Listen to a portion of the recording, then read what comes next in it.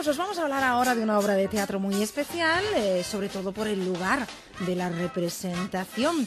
Será el próximo viernes en un lugar muy concreto, Sergio, que es la casa del propio actor.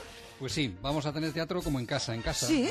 Yo estoy por llevármelos dentro un rato, yo los invito a venir en mi coche y que vayamos al salón de mi casa, yo les invito a lo que sea. Hombre, de momento es en el salón de la suya, no sé yo. Pero Ya será el viernes. se admitirán esta serie de cosas el viernes Bueno, y el sábado, luego lo vemos. sin Esto ir va a más ser lejos. en medio del Madrid de los Austrias, junto al Rastro, exactamente calle Toledo 107, se encuentra ahí el sexto derecha, tenemos que pulsarlo y eso se convierte en una sala teatral que toma prestada la sala de un piso para hacer teatro, efectivamente. Un actor que recibe en su casa, abre su intimidad al curioso, digamos. Bueno, pues el actor y director está aquí con nosotros, le saludamos, José Luis Sainz, buenos días. Hola, buenos días. Buenas. Y presenta esta nueva propuesta teatral que se llama El lector de Romeo y Julieta. Bajo la dirección, aquí la tenemos también, a Magda Lavarga. Magda, bienvenida, Hola, ¿qué buenos tal? días. Buenos días. Bueno, nos preguntamos esta mañana, ¿cómo caben los espectadores en un piso? Imaginamos que al aforo los espectadores tendrán que ser poquitos de poquito a poco. ¿Cómo lo hacéis? José Luis.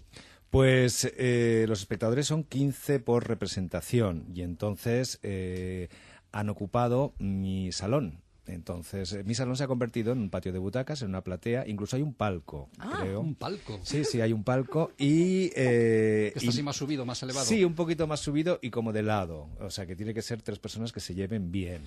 Entonces, y el comedor, la zona del comedor, es la que se ha convertido en escenario. Entonces allí, bueno, pues se hace la representación del lector de Romeo y Julieta. Estaba comentando con una compañera vuestra que, claro, lo que se proporciona o lo que intentamos proporcionar es una experiencia muy íntima, en tanto en cuanto los espectadores y yo hay momentos que estamos a 1 metro de distancia. Eso, unido a el momento tan pornográfico que estamos viviendo respecto a muchísimas cosas, y pornográfico no lo refiero, sí, obsceno, me refería más bien a la obscenidad. El hecho de ir a un lugar donde se ofrece una experiencia íntima y donde alguien se abre para que tú compartas su intimidad, bueno, pues creo que es bastante de agradecer, por lo menos es lo que yo como espectador cuando voy al teatro busco, ¿no? Bueno, puede chocar, Belén, así de entrada, llamarnos la atención, pero he estado hablando con ellos y resulta que hay ya experiencias pioneras. Yo le preguntaba si era un poco pionero esto, y yo quiero que nos cuenten, tanto José Luis como Magda, sendas experiencias. Ella la ha vivido en Buenos Aires recientemente, pero en los años 50, José Luis, se daba también esto aquí. José Luis Alonso lo hacía ya, por ejemplo, en plena dictadura en los años 50, ¿no? Eso es. José Luis Alonso, el director de teatro, el mítico director de teatro, con quien yo además tuve la suerte después de trabajar con él en el María Guerrero. Pues por lo que sé, en los años 50, en su casa, en la Plaza de la Independencia, o sea, junto a la Puerta de Alcalá, habilitó un salón, o su salón, con un escenarito y representaba obras que, para un grupo de espectadores muy reducido y muy avisado, que obras de Ionesco, Brecht, Pirandello, obras que, lógicamente, en ese momento no se podían representar en la calle. Y incluso también he oído hablar de que el bailarín Antonio, en su estudio, también hacía representaciones a grupos muy reducidos. O sea que esto que ahora en Madrid estamos, digamos, es una gran novedad. Ya casi formamos parte de la tradición, o sea, y además una tradición que viene incluso de la República. O sea, en la República sé que en los años posteriores a la Guerra Civil hubo experiencias de este tipo, lo que pasa que están menos documentadas. Y las que tenemos de los años 50 es porque las hemos conocido de la propia boca de las personas que lo organizaban, ¿no? Eso es lo que yo tengo entendido. Parece que en las épocas de crisis se agudiza un poco el ingenio, ¿no? Sí, en las épocas de crisis, ojalá el ingenio sirva para estas cosas y no para otras mucho más terribles, ¿no? A ver, el caso de Magda, Buenos Aires. Pues sí, el verano pasado tuve la suerte de estar de gira por América Latina y en uno de los lugares a los que tuve la suerte de ir fue Buenos Aires, y en Buenos Aires, en el living de Marta, es decir, en el salón de la casa de Marta, conté cuentos, que es otra de las cosas que hago. Y la verdad es que la experiencia es particularmente intensa. El público está muy cerca, tú entras en mi caso concreto, yo estaba entrando en el salón de la casa de alguien que no conocía para encontrarme con gente que tampoco conocía y que tampoco conocía a la dueña de casa. O sea, éramos unos desconocidos metidos en la intimidad de alguien que nos abría sus puertas. Y era muy bonito, la verdad.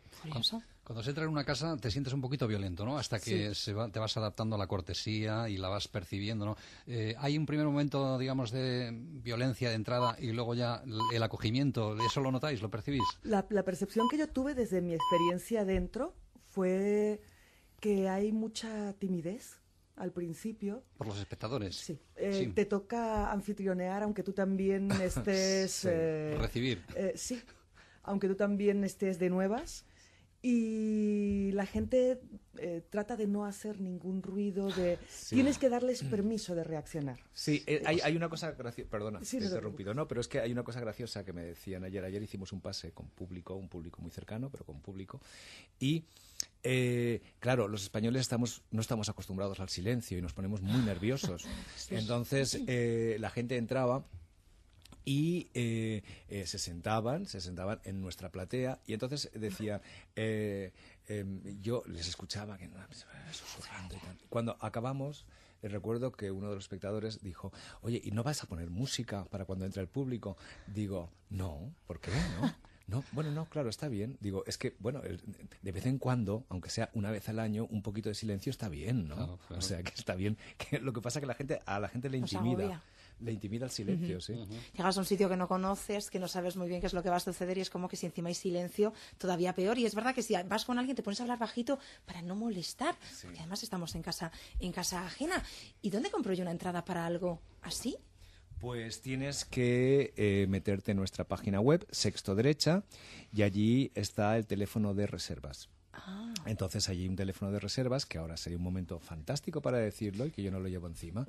Y entonces, pero bueno, buscas Sexto Derecha y te aparece inmediatamente. Entonces se trata de que tú haces la reserva, hacemos representaciones los viernes y los sábados a las 8 de la tarde y que dura 1 hora, el lector de Romeo y Julieta dura 1 hora, y haces la reserva y el día de la representación recibes un SMS diciéndote tiene usted tal entrada reservada, por favor confírmeme con un que sí, y la confirmas y ya tienes tus entradas reservadas y preparadas para recibirte. ¿Es un teléfono móvil?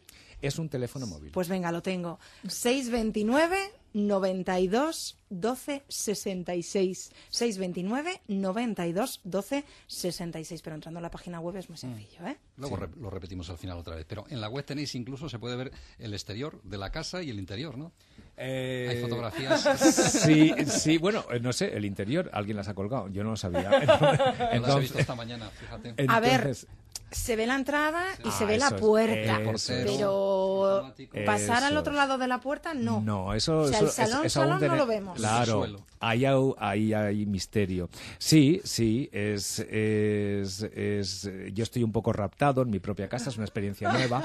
Entonces, ayer, por ejemplo, yo cuando acabó la representación, claro, no me podía ir a mi salón porque el salón no había gente, entonces dije, me meto en mi dormitorio, digo que aquí no se le ocurrirá entrar a nadie. Digo, por ahora, ¿no? No, sí, después vino un colaborador y me dijo, tengo que hablar contigo de una cosa de las luces, tal y cual. Y dije, pues, me voy al baño y me cierro en el baño.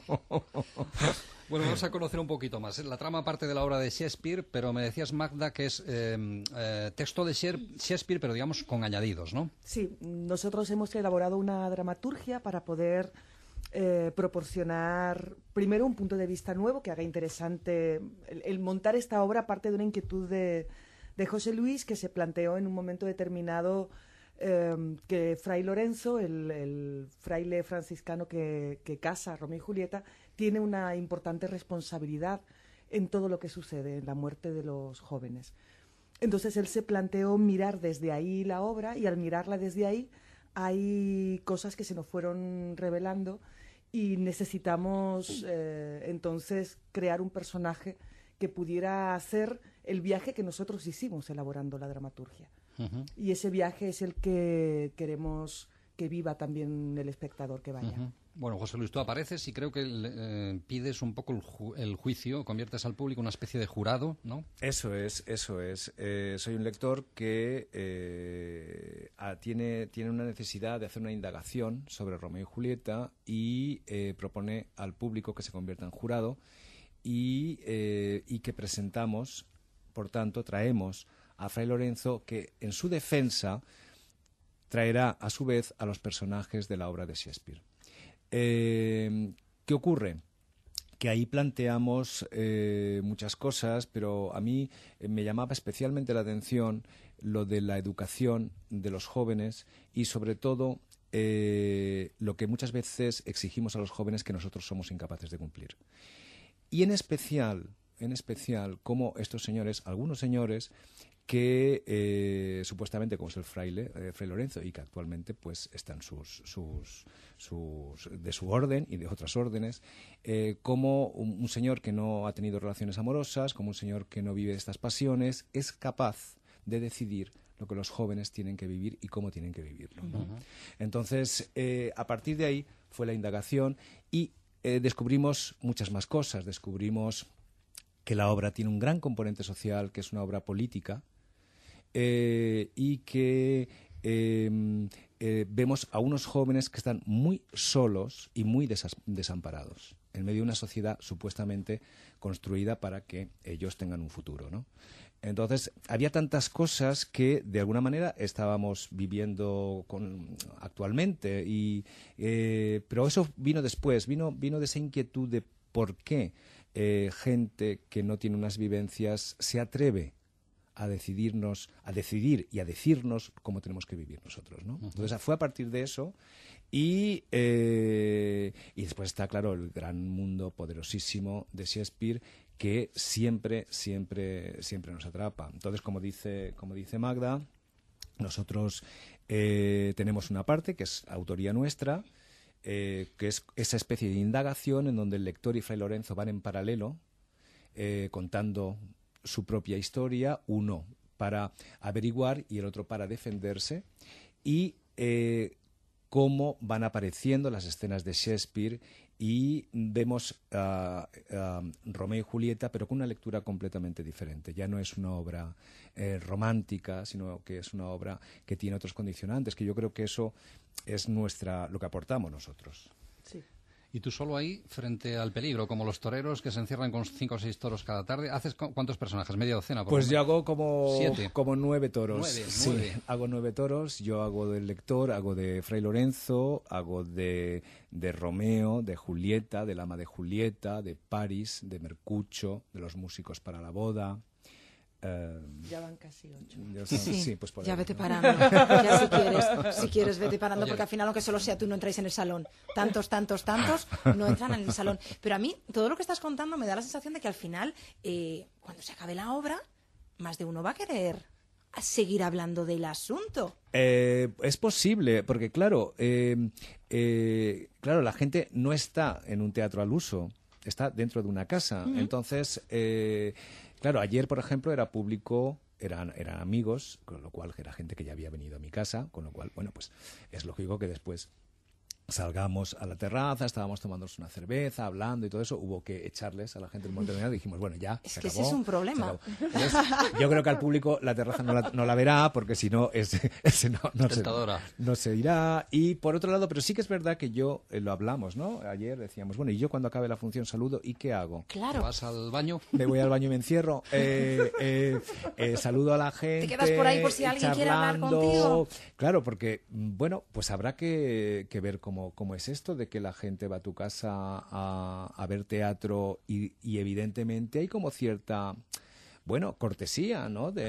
También de ver qué les ha parecido, cómo han vivido esa experiencia, porque lógicamente, aunque sea público que haya ido al teatro, pero es una experiencia muy privada, ¿no? Entonces hablas con ellos luego, te haces el loco, haces como que estás en tu camerino, o sea, ¿cómo se hace esto, no? Esto todavía no lo sabemos. No, hasta que no llegue el público no vamos a saberlo. ¿Este viernes? Este viernes a las 8 de la tarde empezamos y tenemos muchísima, de verdad, yo tengo muchísima curiosidad por saber qué es lo que va a pasar y por cuál es, ¿no? La gente llega a la casa, tenemos nuestra jefa de sala que recibe, qué tal, la gente se acomoda, bueno, empieza la función, acaba la función, aplaude, no sé, yo todo eso tengo muchísima, a ver qué ocurre, porque claro, esa es mi casa, y entonces, claro, es muy gracioso. El otro día vino una televisión con sus cámaras y demás,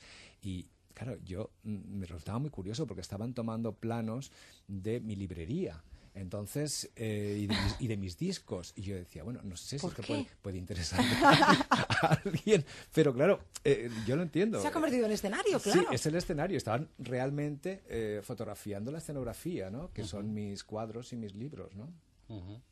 Nos atrevemos Estamos a pedirle todos con una pequeña nervios. muestrita con esa voz preciosa que tiene, profunda, Si quiere. diáfana. ¿No? Esto es una falta de preparación total, un ataque a mano armada. A ver. Yo no he sido, ha sido estás Sergio. todavía a tiempo de negarte. Yo no he sido, ha sido Sergio. Es que nos cautiva esa voz. Vale, pues vamos.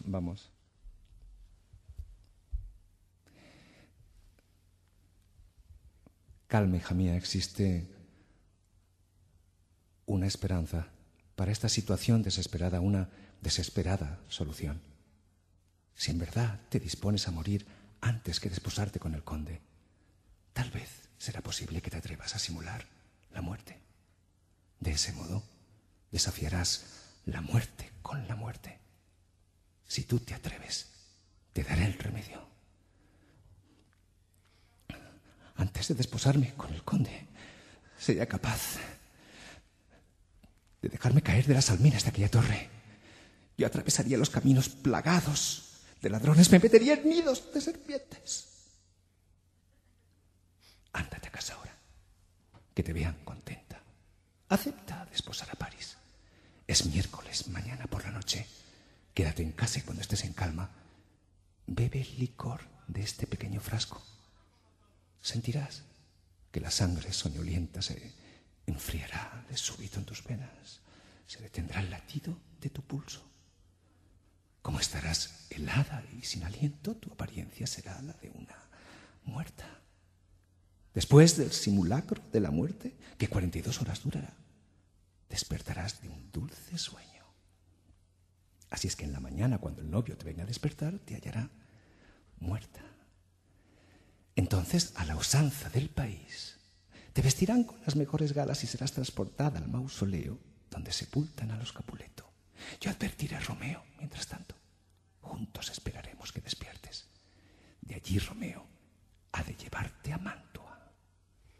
He elegido el momento más dramático, casi. Desde ¿no? luego que sí. Chapó. Así suena en este estudio de Genial. radio, en la calle Toledo 107, sexto derecha. Va a sonar muchísimo mejor este viernes porque estará en su casa. Y como en casa, uno nunca va a estar mejor en ningún otro sitio. Ha sido un auténtico placer. José Luis Saiz, Magdala Varga, mil Una gracias gozada. a los dos. Muchas gracias a vosotros. Hasta Gracias. luego. hoy@ondamadrid.es.